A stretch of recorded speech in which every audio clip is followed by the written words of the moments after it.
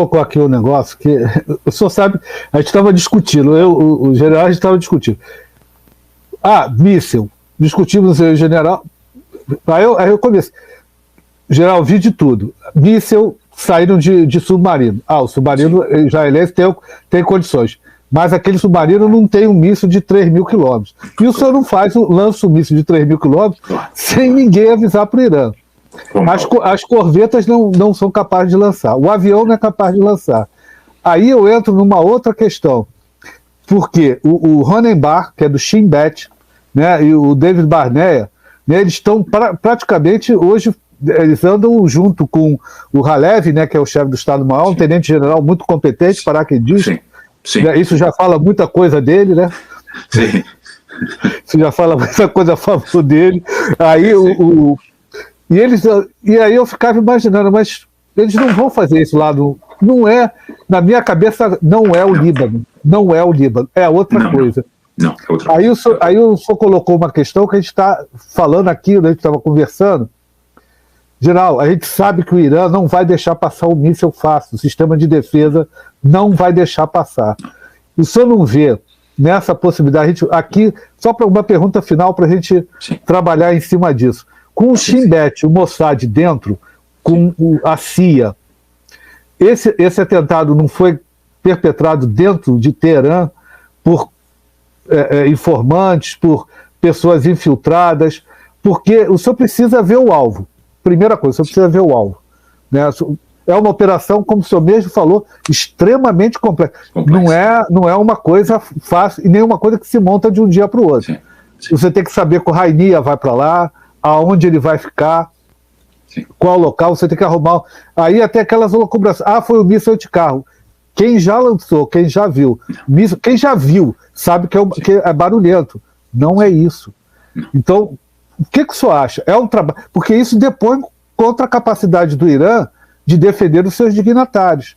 Isso é um golpe no prestígio iraniano. Sim.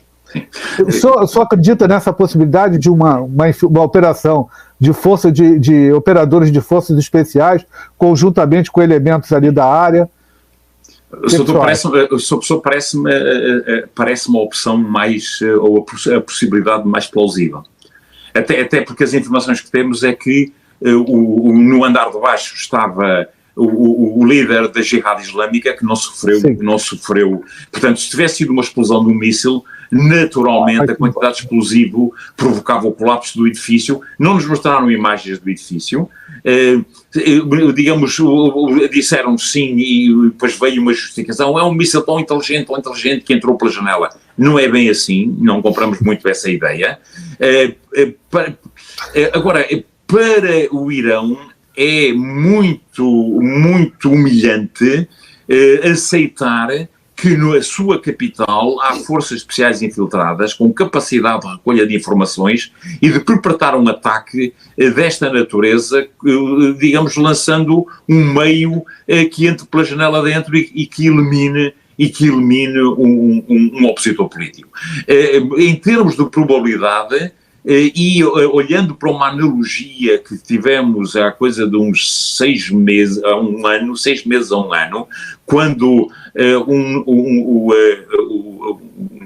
os ucranianos afundaram um navio de desembarque anfíbio carregado de explosivos que os russos tinham atracado no porto, na contraencosta, portanto, do outro lado, faz-me o nome do porto, do outro lado, na Crimeia, relativamente perto da ponte de Kerch, tem lá um porto, e tudo aponta que terá sido com um drone, que, digamos, um pequeno explosivo faz rebentar por simpatia um paiol.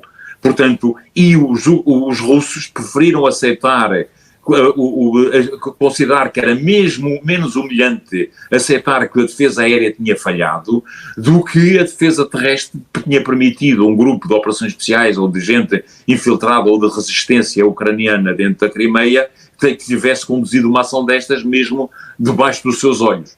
Aqui parece-nos que quando o Irão se apressa a dizer que que foi um míssil lançado fora do território iraniano, a intenção é precisamente para encobrir uma fragilidade que muito provavelmente estará numa ação muito mais simples, muito mais simples em termos de condução. Apontávamos muito mais para uma ação tipo quadricóptero, um FPV, um drone FPV, que tenha entrado pela janela de Ismail Haniyeh, uma desatenção da sua parte em termos de segurança digamos, foi a causa da sua morte.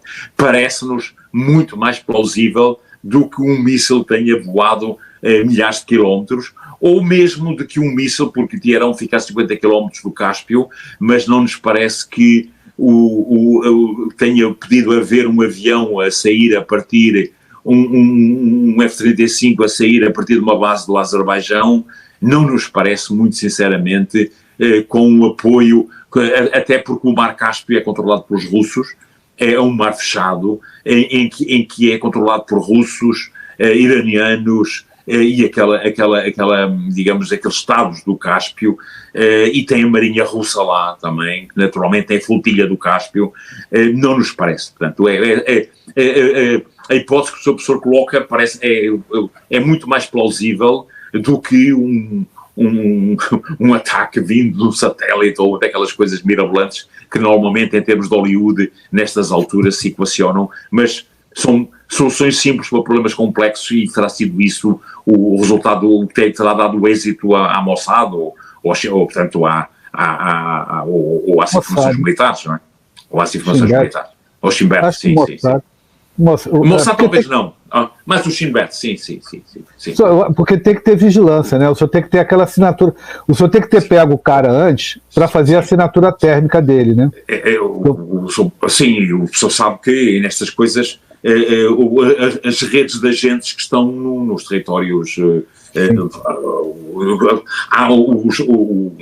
ao fim destes anos todos, e temos tido mais do que provas disso, e aliás dissemos ainda há pouco, no princípio de janeiro, todos aqueles atentados que foram feitos, e recorrendo até em vídeos vindos do Baluchistão, não é? Da zona de Baluchistão, paquistanês, terroristas vindos de lá. Portanto, mas o que é uma verdade é que há uma rede de informações que é controlada, que é montada o trabalho de formiguinha ao longo de anos, e todos sabemos como é que se monta uma rede de informações, é com dinheiro, não é?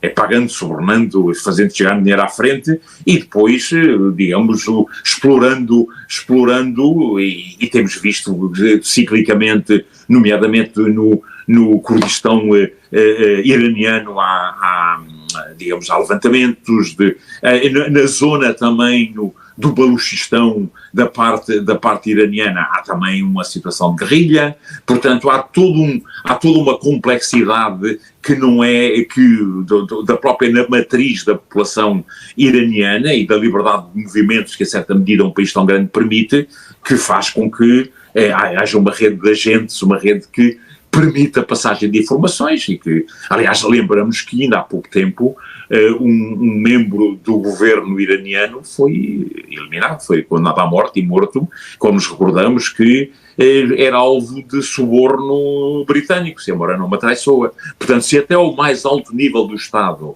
há situações de traição e situações de suborno, situações de aliciamento, naturalmente este tipo de operações não sai do nada. Portanto, isto para dizer que esta operação foi certamente planeada, preparada, organizada e conduzida com muito detalhe, com a cumplicidade de gente no terreno e com um sistema bem mais simples do que aquilo que nos possa parecer, e nos tempos que correm. Aliás, eu vinha também recordar que ontem houve um atentado contra o presidente do Sudão, numa parada militar da escola de infantaria, se embora não me atraiçoa, em que o presidente foi alvo de um ataque por drones. 2 deles terão sido eliminados,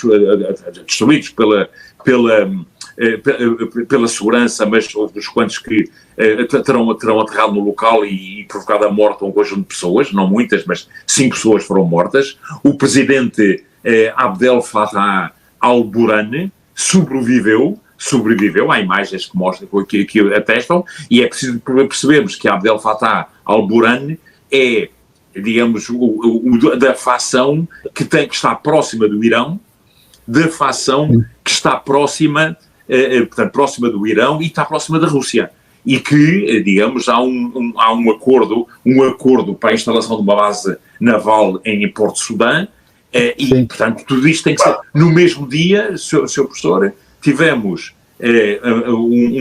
praticamente num arco de quase 24 horas, o número 2 militar, portanto, conselheiro, o número 2 militar do Hezbollah, o número 1 político do Hamas e o atentado contra o presidente, que salvou-se uma unha negra, como se costuma dizer, salvou-se por um fator de sorte, certamente, ou pela competência da sua segurança próxima, no Sudão. Portanto, isto tem que ser entendido, e apenas para concluir que o que estamos a assistir é uma confrontação entre blocos geopolíticos em que um avança e o outro procura, digamos, impedir esse avanço.